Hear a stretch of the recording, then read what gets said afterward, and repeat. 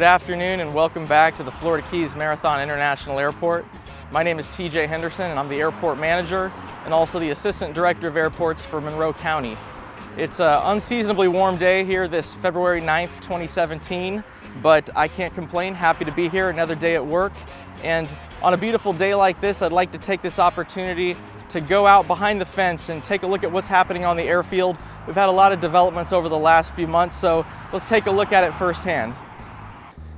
Our first stop is here at the U.S. Customs and Border Protection facility, which we opened back in April of 2016. We've had a lot of growth here, and in less than a year of operations, we've had over 220 international arrivals from a dozen different countries. It's been a great benefit and a great addition to the airport in a lot of ways that we hadn't even predicted. A great example of that is what happened back in October of last year. When the New World screwworm incident broke out down here in the Keys, the USDA and the Florida Department of Agriculture were able to set up an incident command post right here in the terminal building. And as part of that, they have 2 flights coming in every week from Panama, which are delivering sterile screwworm flies, which they deliver right here to the airport and then take them out into the field. It was an unanticipated benefit of having customs, and a year ago, it wouldn't even have been possible, but we're very happy to have the facility here, and it's off to a great start for its first year of operations. So from here, I'd like to take you guys out onto the airfield, take a look at some construction projects that are currently underway. Okay, for our next stop, let's head out on the airfield, so come on in. When you're driving around town, you can't help but notice this construction project that's going on right next to US 1.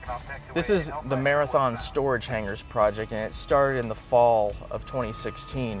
What it consists of is 11 individual aircraft storage hangars that are for privately owned aircraft. And they're moving along nicely. This project is right on schedule. They laid the foundation and did a lot of prep work before the holidays, and the steel's been going up over the last 2 or 3 weeks, so it's really starting to take shape.